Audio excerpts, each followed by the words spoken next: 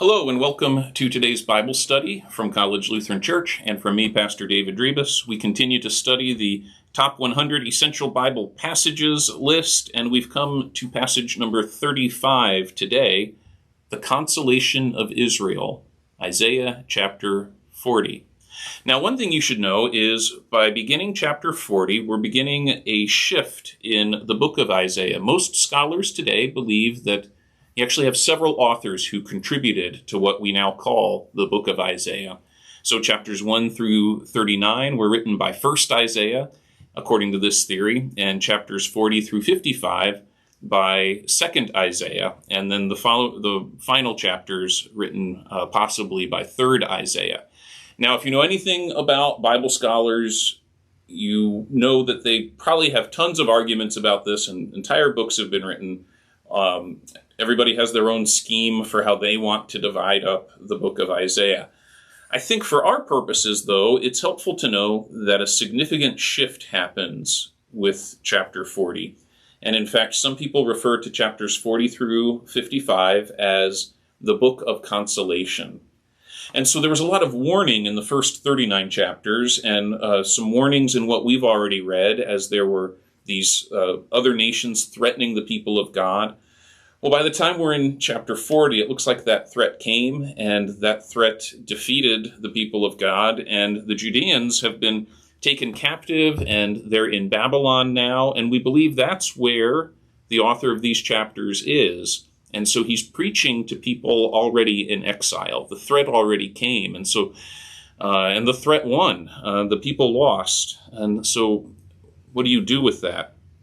Well, you do what journalists have often talked about, and it's found its way into our pulpits and into preaching classes. You comfort the afflicted and you afflict the comfortable. And so chapter 40 begins in verse 1, "Comfort my people, bring comfort to them."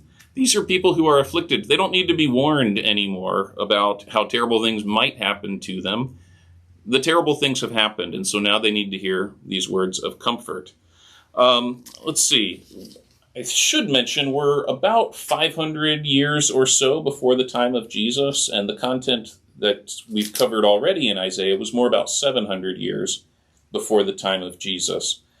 I should say a little more about the exile as well and what that meant. It wasn't horrible for the people who were brought into Babylon, but they were cut off from the land that meant so much to them, and they were very worried about losing their way as the people of God, that if they spent too many generations in Babylon, people would forget their God, and their children would intermarry with the locals, and that they would lose their sense as a people.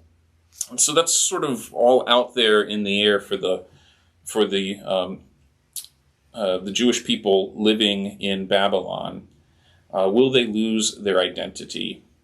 And so you can understand why verse 3 would be such a lovely image for them. And chapter 40 is full of lovely imagery, so I hope you'll take some time with reading the whole chapter. Verse 3, you've heard this before, I bet. "A voice cries, 'Clear a road through the wilderness for the Lord. Prepare a highway across the desert for our God.'" Well, the Christian Gospels, of course, relate this to John the Baptist, and they say he is the voice crying out, "Prepare the highway for the Lord." If you've ever traveled to the Holy Land, spent time in the Middle East, you could understand how a highway, a level road, would be a glorious thing to imagine, something that just clears all the hills and valleys and wasn't rocky or anything like that, but a smooth pathway for the people of God to walk all the way from Babylon back to the promised land. What an image for them to think of. Well, we get a word of protest in verses 6 and 7. The scholar Rolf Jacobson says this is actually the author here saying, "This is why I should not preach." A voice says, "Proclaim," and I ask, "What shall I proclaim? All mortals are grass. They last no longer than a wild flower of the field. The grass withers, the flower fades when the blast of the Lord blows on them. Surely the people are grass."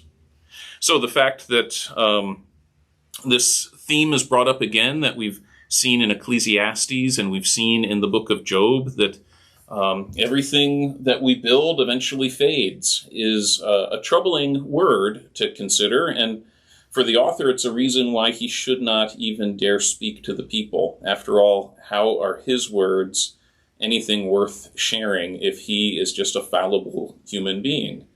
I think many of us feel that way from time to time. Well, God answers with an important thing for the writer of these words to hear, and I think an important thing for you and me to hear. God answers in verse 8, "The grass may wither, the flower fade, but the word of our God will endure forever." And then the rest of the chapter really includes some wonderful imagery that is building on this idea that God's word endures. And that is a comforting thing for people to think about when they're concerned about their own endurance. If the people of Israel, the people of Judah, are in Babylon, concerned about whether or not they will last as a people, whether or not they will endure, this reminder that it's not about the people of God being strong enough so that they will endure and stand against all trials, but no, instead, God's word is the source of our strength. God's word is the source of our endurance. And that's the answer to the prophet's complaint that his words will just fade away. Well, it's not the words of Isaiah. It's the word of the Lord. And those who unite themselves to God's word find that strength, find that they are renewed in that strength. And that's really where this entire chapter ends, with one of my favorite Bible verses. Those who look to the Lord will win new strength. They will soar as on eagle's wings.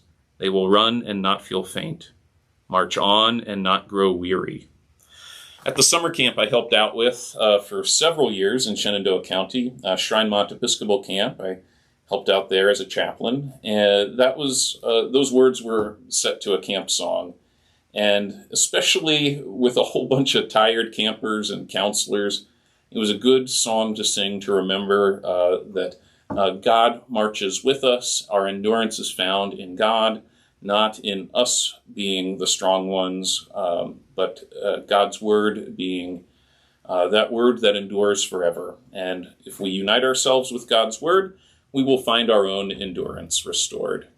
I think that's a hopeful image to leave us with for today. I look forward to our next Bible study. Peace be with you.